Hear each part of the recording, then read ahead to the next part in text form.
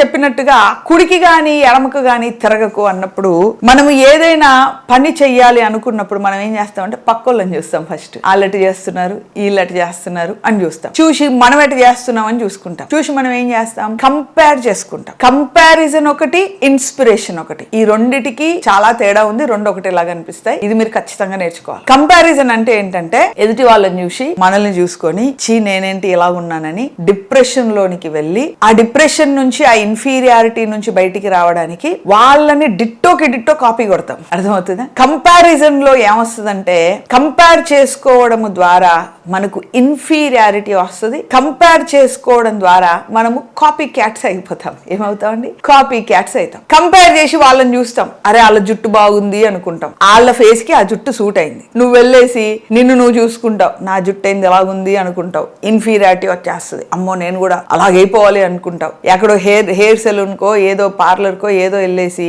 ఇలాగ చెయ్యి అలాగే చెయ్యి అంటావు. వాళ్ళు ఏదో చేసేస్తారు. అందరు చూసి నిన్ను ఏంది ఇలాగ తయారయ్యి ఇంతకుముందు ఎంత బాగుండేది అంటారు. అనేసరికి ఇంకా ఇన్ఫీరియారిటీ వచ్చేస్తుంది. అంటే ఏంటి? కంపారిజన్ ఏం చేస్తుంది అంటే ఒకరితో పోల్చుకోవడం ద్వారా ఏమవుతుందంటే మనకు ఇన్ఫీరియారిటీ వస్తుంది. ఒకరితో పోల్చుకోవడం ద్వారా మనము తక్కువ వారము, సో నాకు వాల్యూ లేదు అసలు, ఏంటి అంటే మన లుక్స్ మీద మనకు కాన్ఫిడెన్స్ రాదు, మన డ్రెస్సింగ్ మీద మనకు కాన్ఫిడెన్స్ రాదు, మన హెయిర్ స్టైల్ మీద మనకు కాన్ఫిడెన్స్ కాదు, మన చెప్పుల మీద కాన్ఫిడెన్స్ ఉండదు, మన చదువు మీద కాన్ఫిడెన్స్ ఉండదు, దేని మీద కాన్ఫిడెన్స్ ఉండదు. యువతల వాళ్ళతో కంపేర్ చేసుకునేసరికి వాళ్ళేదో గ్రేట్ నేనేదో తక్కువ అని ఇన్ఫీరియారిటీ ఫీలింగ్ వచ్చి డిప్రెషన్ వచ్చేసి చాలా లోతుకు దిగిపోతున్నట్టుగా అనిపించి దాని నుంచి బయటికి రావడానికి వాళ్ళలాగా నేను అయిపోతే బాగుండని కాపీ క్యాట్స్ అయిపోతాం. కానీ మనం లోకంలో ఉన్నప్పుడు ఇతరులను చూడడము తప్పదు. చూసినప్పుడు వాళ్ళలో కొన్ని విషయాలు నచ్చుతాయి. అరే భలేగుందే అని మనకు అనిపిస్తుంది. అది నాకు కూడా ఉండాలని అనిపిస్తుంది. ఇది అందరికీ ఉండే లక్షణమే. కానీ ఇలాగుంటే బాగుండు అని నువ్వు అనిపించినప్పుడు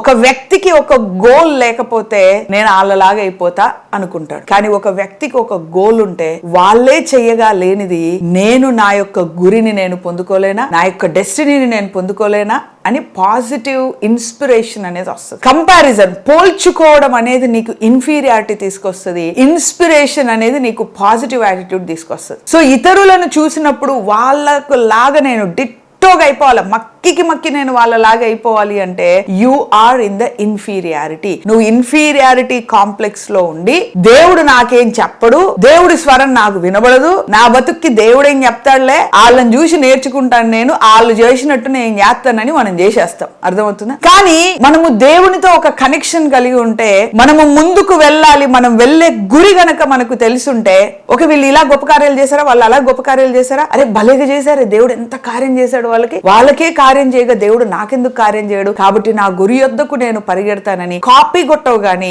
నీ గురి యొద్దకు, నీ గురి వైపుకే నువ్వు పరుగులు తీయడం మొదలు పెడతావు. ఏమైనా హల్లెలూయా. నీ గురి యొద్దకు నువ్వు పరుగు తీస్తే you will become a blessing to many. నువ్వు ఇతరులకు గనక చూసి కాపీ కొడతా ఉన్నావంటే నీ ముందర అందరు పొగిడినా నీ వెనకాల కిలకిల నవ్వుకుంటారు. ఈడేంద్ర బాబు ఇంత కాపీ కొట్టేసి బతికేస్తున్నాడు, అసలు సొంత తెలివి ఏం లేదు, అంత కాపీ బ్యాచే, అంత కాపీ క్యాటే అని వెనకాల అనుకుంటారు. నీ ముందర నిన్ను పొగిడినా నువ్వు ఒక ఇన్ఫ్లుయెన్స్ లాగా లోకంలో మారవు. అర్థమవుతుందని? ఎప్పుడు మనం కాపీ కొడతామంటే దేవుడు మనకు ఒక గోల్ ఇవ్వనప్పుడు, లేకపోతే దేవుడు మనకి ఒక డెస్టినీ ఇవ్వనప్పుడు మనం ఇతరులని కాపీ కొడతాం. ఆ కాపీ కొట్టి ఇన్ఫీరియారిటీ కాంప్లెక్స్ లో మనకి ఏం చేయాలో అర్థం కాక వాళ్ళలాగా చేసేసి మనం ఏదో సాధించాలనుకుంటాం. ఒకవేళ లోకపరంగా సాధించినప్పటికీ ఆత్మలోకంలో 100% అట్టర్ జీరో అయిపోతాం. ఎందుకంటే there won't be any influence. జనాలు అందరూ అన్ని చూస్తున్నారు. నువ్వు చూడగానే అరే ఈ డ్రెస్ అక్కడ చూశాను, అరే ఈ జుట్టు ఇక్కడ చూశాను, అవునండి, అరే ఈ చెప్పులు ఇక్కడ చూశాను, నేను ఇక్కడ చూశాను అక్కడ చూశాను అని జనాలు ఏం పిచ్చోళ్ళు కాదు, అందరికీ అన్ని తెలుసు. సో మనం కాపీ కొట్టడం మొదలు పెట్టాం అనుకోండి, people will laugh behind us even though they praise in front of us. మన ముందు వాళ్ళు పొగిడినా కూడా మన వెనకాల వాళ్ళు నవ్వుకుంటారు. మనము వాళ్లకు ఒక ఆదర్శంగా ఉండలేము. మన దేవుని రాజ్యములో ఇన్ఫ్లుయెన్స్ అనేది తగ్గిపోతుంది. మన పిల్లలు కూడా మనల్ని చూసి నేర్చుకోవడం ఉండదు. మా మమ్మీ కాపీ కొడుతుంది, ఎవరిని కాపీ కొడుతుందో వాళ్ళని చూసి నేర్చుకుంటా అంటారు. మా డాడీ కాపీ కొడుతున్నాడు, ఎవరిని కాపీ కొడుతున్నాడో వాళ్ళని చూసి నేర్చుకుంటా అంటారు. నీ పిల్లలకే నువ్వు ఇన్స్పిరేషన్ గా ఉండడం మానిపోతావు. సో కాబట్టి it is very very important to set the goal. విశ్వాసముతో ఒక గోల్ ని ముందు పెట్టుకొని దాని మీద ఫోకస్ చేసి దాని కొరకు ప్రయత్నం చేయాలా. దేవుడు మన యొక్క ప్రయత్నాన్ని ఎప్పుడూ కూడా నిరుత్సాహపరచడు గాని దేవుడు మన ప్రయత్నానికి తోడుగా ఉంటాడు. లేకపోతే అదంతా కూడా తీసేసి కొత్త గోల్ దేవుడు మనకి ఇస్తాడు. దాంట్లో బహు గొప్పగా మనం ఆశీర్వదింపబడతాం. ఆమేన్, హల్లెలూయా. సో కాబట్టి ఈ రోజు మెసేజ్ ఏంటంటే, మీరు వాళ్ళతో వీళ్ళతో కంపేర్ చేసుకొని అయ్యో నాకు ఆ జుట్టు లేదు, అయ్యో నాకు ఆ డ్రెస్సు లేదు, అయ్యో నాకు ఆ కారు లేదు, అయ్యో నాకు ఈ ఇల్లు లేదు, అయ్యో నాకు ఆ చెప్పులు లేవు, అయ్యో నాకు ఆ ఉద్యోగం లేదు, అయ్యో నేను ఆ దేశానికి పోలేదని ఇతరులతో కంపేర్ చేసుకొని నువ్వు ఇన్ఫీరియర్ అయిపోయి వాళ్ళని వీళ్ళని చూసి కాపీ కొట్టేదానికంటే నీకంటూ ఒక గోల్ ని సెట్ చేసుకొని దాని కొరకు ప్రయత్నము చేస్తూ ముందుకు వెళితే దేవుడు నీకు సహాయం చేస్తాడు. లేకపోతే ఆయన కంటూ నీ మీద ఉన్న ఒక ప్రత్యేకమైన ప్రణాళికను దేవుడు నీ జీవితంలో ఏర్పాటు చేసి ఆ ప్రణాళికలో నువ్వు అత్యధికంగా ఆశీర్వదింపబడేటట్లు దేవుడు చేస్తాడు. కాపీ కొడితే నువ్వు సక్సెస్ అయినట్టే నీకు కనిపిస్తుంది కానీ నవ్వులాట అయిపోతావు. Never copy. మినిస్ట్రీలో కూడా never copy. You should do what God has given to you. దేవుడు నీకిచ్చిన దర్శనాన్ని, నీకిచ్చిన ప్రణాళికని నెరవేర్చాలి కానీ సేవలో ఇతరులను చూసి కాపీ కొట్టొద్దు.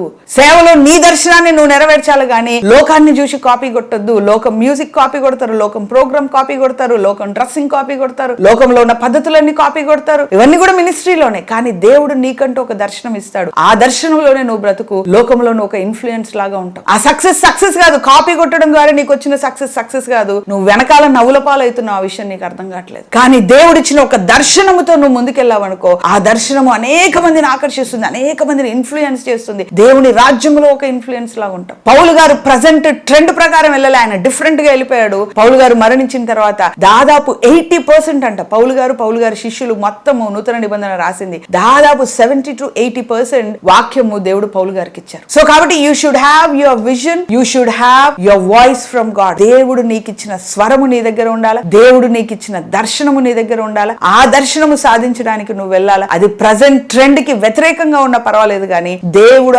నడిపించిన మార్గంలో నువ్వు నడుస్తున్నప్పుడు ఖచ్చితంగా దేవుడు నిన్ను లేవనెత్తుతాడు. ఈ రోజు నీ స్థితి కొంచెముగా ఉన్నా రేపు ఖచ్చితంగా దేవుడు నిన్ను కనపరుస్తాడు. ఎందుకంటే you are on the right path. నువ్వు సరి అయిన మార్గంలో ఉన్నావు. కాబట్టి you're perfect, you're wonderful, you're beautiful, you're handsome like that. మీ ఇల్లు మీకు పర్ఫెక్ట్. పక్కోళ్ళ ఇల్లు చూసి మీరు ఏడవాల్సిన అవసరం లేదు. నీ ఉద్యోగము దేవుడు నీకు ఈ రోజు ఇచ్చాడు, నిన్ను దాంట్లో గణపరచాలనుకుంటున్నాడు. Give your best to it. దేవుడు నీకు ఇచ్చిన సేవ, ఆ దర్శనం ఏంటి, ఆ మార్గం ఏంటి అని ఆ ప్రకారమే ముందుకెళ్ళు. నువ్వు వాళ్ళని చూసి వీళ్ళని చూసి ఇన్ఫీరియారిటీలోనికి వెళ్ళొద్దు. కావలిస్తే ఇన్స్పైర్ అవ్వు. ఎలాగ ఇన్స్పైర్ అవ్వాలా? వాళ్ళ లోపల దేవుడు ఇన్ని అద్భుతాలు చేయగలిగితే నాకు చేయలేడా ఈ ఉద్యోగంలో, నాకు చేయలేడా ఈ అద్భుతం అని నువ్వు ఇన్స్పిరేషన్ లోకి వెళ్తే ఖచ్చితంగా దేవుడు నిన్ను ఆశీర్వదిస్తాడు. Amen, hallelujah. Let's pray. ప్రార్థన చేస్తాం. Thank you master, thank you lord. యేసయ్యా నీకు స్తోత్రం, వందనాలు. అద్భుతాలు, ఆశ్చర్య కార్యాలు చేసేదేవా నీ కృప కుమ్మరించి ఈ రోజు వాక్యం ఎంతమంది అయితే విన్నారో వాళ్ళందరూ కూడా నాయన గోల్స్ సెట్ చేసుకొని ప్రభా, వాళ్ళందరూ కూడా ప్రభా మరి ఇతరులను చూసి పోల్చుకొని ఇన్ఫీరియర్ అవ్వకుండా ప్రభా మరి ఇన్స్పైర్ అయ్యి వాళ్ళ యొక్క గమ్యము వైపు పరిగెత్తున్నట్లు, కమిట్మెంట్ తో పరిగెత్తున్నట్లు, ఫోకస్డ్ గా పరిగెత్తున్నట్లు నీ గొప్ప కృప దయచేయమని, వాళ్ళకు గొప్ప విజయము, ఆదరణ, ఆశీర్వాదము, వాళ్ళు చేసే పనుల మార్గమంతా కూడా సరళము ఉన్నట్లు కృప దయచేయమని యేసు నామములో ప్రార్థిస్తున్నాం తండ్రి. ఆమేన్, ఆమేన్, ఆమేన్.